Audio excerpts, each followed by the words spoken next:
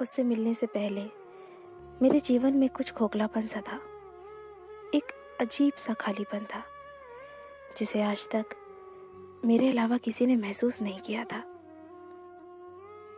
क्योंकि मैं स्वभाव से बहुत चंचल थी, इस कारण मैं कॉलेज में भी और घर में भी लोगों से हमेशा घिरी रहती थी।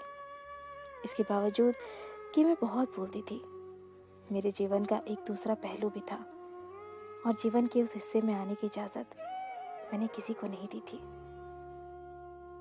बाहर से खुश दिखाई देने वाली लड़की जिसे लोग हर पल हंसते खिलखिलाते देखते थे, उसके बारे में यह अंदाजा तक नहीं लगाया जा सकता था कि वो अंदर से इतनी अकेली होगी। ढेर सारे दर्द अपने भीतर समेटे हुए होगी। मैंने अपने आसपास एक घेरा सा बना लिया था। कोई भी मेरे बनाए गए दायरों को तोड़ नहीं सकता था। मुझे इस बात पर यकीन ही नहीं हो रहा था कि वो लड़का मेरे बनाए गए दायरों को तोड़कर मेरी सोच में समाता चला जा रहा है। शुरू शुरू में उससे बात करना महज एक औपचारिकता थी।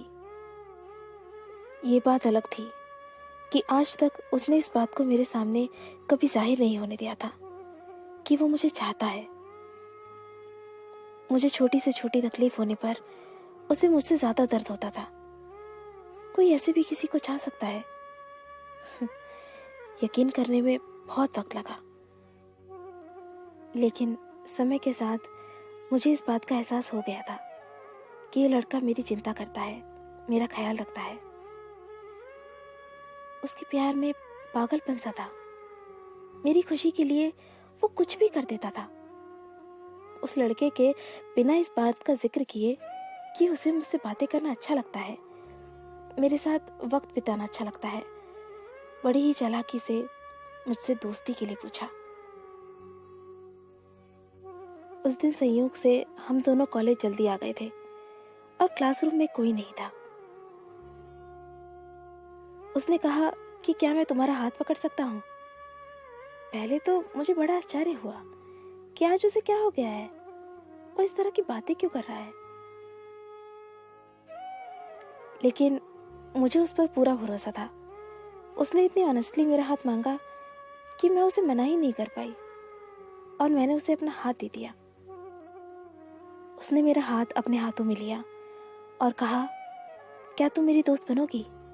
तुम मुझे अच्छी लगती हो और मैं तुम में एक अच्छा दोस्त देखता हूँ, अच्छा इंसान देखता हूँ और मैं चाहता हूँ कि मैं जिंदगी भर तुम्हारा दोस्त बनकर तुम्हारे साथ रहूं। उसने इतनी ईमानदारी से अपनी इस बात को मेरे सामने रखा कि मैं ना नहीं कर पाई और मैंने हाँ कर दिया।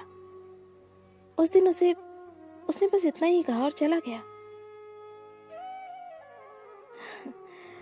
मुझसे दोस्ती करने की खुशी मैं साफ साफ उसके चेहरे पर देख सकती थी। मैंने इस बात को बड़े हल्के में लिया, हालांकि मुझे ये सोचकर दिन भर हंसी आ रही थी कि किस तरह से डरते डरते उसने मेरा हाथ पकड़ा था।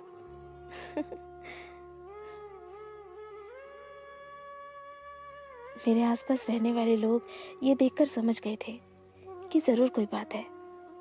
अब हम दोनों अच्छे दोस्त बन गए थे और उसने बड़ी ही चालाकी से मुझसे फोन पर बात करने की इजाजत भी मांग ली थी। अब वो मुझसे रोज फोन पर बातें करने लगा था। अब मुझसे बातें करना मुझे भी अच्छा लगने लगा था। मेरे अंदर क्या चल रहा था मुझे समझ में नहीं आ रहा था।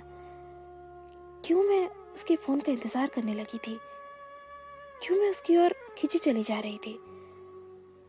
क्यों? शायद उससे अपनी बातें शेयर करना मुझे अच्छा लगने लगा था। जब भी मैं उदास होती, किसी को पता चले ना चले, उसे पता चल जाता था और वो मेरी उदासी को दूर करने का हर संभव प्रयास करता था। आखिर एक दिन उसने मुझसे आई लव यू कहा। मुझे वक्त लगा, लेकिन मैंने भी अपने प्यार का इजहार कर दिया। मेरे हर जन्मदिन पर मुझसे ज्यादा खुश होना, मेरे ऊपर हजारों रुपए मना करने के बावजूद खर्च कर देना,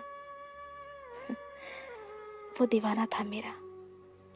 उसने भी मुझे अपना दीवाना बना लिया था। बाइक पर अक्सर घूमने निकल जाना, कॉलेज बंक करके फिल्म देखने जाना, ये सब हमें अच्छा लगने लगा था। उसकी पूरी दुनिया बन गई थी मैं। मेरी पूजा करता था वो। दिन तेजी से बीतने लगे। हम दोनों दुनिया को भूल चुके थे। प्यार के उस दौर ने हम दोनों को भीतर से बदल दिया था। हमने प्यार की ढेरों कस्में खाई और ढेरों वादे किए। वक्त ने करवट लिया। मेरे पिताजी ने 20-21 साल की उम्र में ही मेरी शादी पक्की कर दी। अंदर से मेरा हाल बेहाल था, लेकिन वो मुझसे ज्यादा बेहाल था। वो किसी भी हद तक जाने को तैयार था मेरा साथ पाने के लिए, लेकिन मैं जानती थी कि अगर मैं घर से भाग जाती हूँ तो मेरे घर वालों का समाज में जीना मुश्किल हो जाएगा। कड़े मन से मैंने उसके साथ जाने से इनकार कर दिया। वो हर दिन सैकड़ों बार कोशिश करता कि मेरे फैसले को बदल पाए, लेकिन मैं नहीं मानी और मेरी शादी हो गई। अपनी शादी के कुछ महीनों के बाद मेरी उससे मुलाकात हुई। उसने अपना हाल बेहाल कर लिया था। उसने कहा कि वो मुझसे मिलने से पहले भी अकेला था और मेरे जाने के बाद फिर से अकेला हो गया। उसने कहा कि वो हमारे कस्मों और वादों को पूरा करेगा। वो कहता है कि प्यार की लड़ाई तो वो हार गया है, पर प्यार की जंग वो जरूर जीतेगा।